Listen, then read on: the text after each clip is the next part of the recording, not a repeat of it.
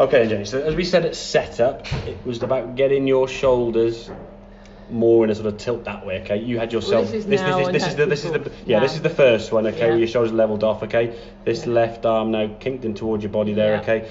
This now on the left hand side, your arm is slightly more extended. Yeah. It is a little bit tilted in a little bit, to be fair, but as I said, I don't want you to go too far too quickly, because if you feel uncomfortable there already, which to be fair, as you said, it feels really strange, to go even more so would just feel so out of the question. You just wouldn't mess with the golf club. But eventually you should. It will become more and more natural. The please. In other words, really, the more you tilt, the higher the ball's going to go. Exactly, yeah.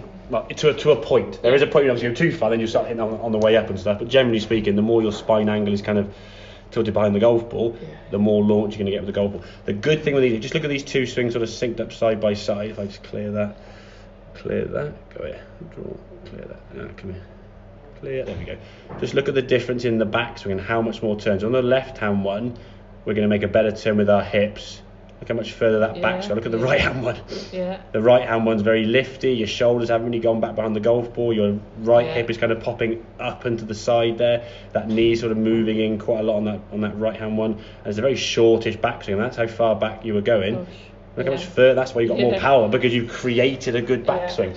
And as I said, if your lead arm starts in a more extended position, and then you get into an extended position back here, you're able then to sort of swing the golf club out without the pulling in. As we look at these two now, as they come down to impact, you'll see both the same kind of impacts, because that is just instinct, okay? You're not going to see change like this straight away, but the fact you had a bigger turn, a wider swing, you were creating more speed with your arms as you came back to the golf ball, okay? Still a little bit bent. Yeah, exactly. Exactly. I mean, you can see the impact here now. Your lead arm is still going to be bending a little bit, okay, as you come through. They are both about the same Exactly, because that's just instinct. That's not going to try and keep that a little bit straight. That will just, I mean, if you go into kind of there, that's just after impact. If I sort of, hang on, if I zoom in a little bit there, if we go to the sort of frame just after impact there, I would say this arm has pulled away more than that arm. Okay, so there's a little change, but generally speaking, the arm is pulling away a little. But as I said, that's not going to disappear. Click the fingers. So the way to look at golf is you've got static changes, i.e. your setup. You've got a backswing change, which you can make movements and changes to, because that's just going to more feel. When that golf ball gets there, it's just going to be instinct. And your brain kind of, as the brain's kind of figured out a way to stop skying it, the brain will kind of figure out a way to not trying to basically top it. Because if you start doing this now with a lead arm extended, and then pull, your club's going to be too high, and then you go, well, actually I'm topping the golf ball. So when you do come through, then, that way, so actually that I wouldn't be locking the arm. It's going to be sort of softening to some extent, but it doesn't need to be bending upwards. It's when your elbow, it's a bit like this start position. Exactly. You're just basically taking your torso. That is extend it. Exactly. Good. So as you then go through the follow through position, okay, it's going to then finish with the same kind of turn through. Okay, but the big improvement for me, though, I say, is the setup with that spine angle on the left hand side being a bit more tilted.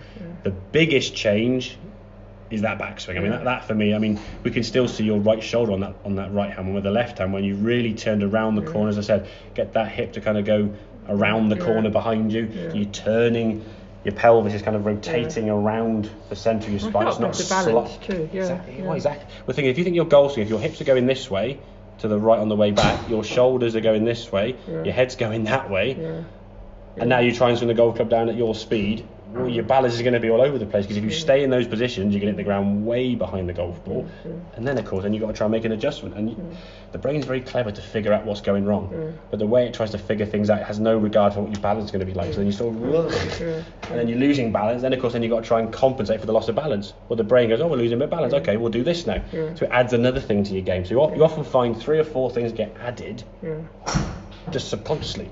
And then you've got 4 or 5 swing thoughts, a grip change, this, and this. No wonder your brain's completely sort of mashed up on the golf course, isn't it? That was Evan. I said, because are you using your new technique? I don't know what it is. Exactly. Are you using your new technique? I got this new swing. I have to say to me now, are you using your new technique? All I would say, and again, honestly, God, I'll send the photograph of me that we took on with the zip, okay?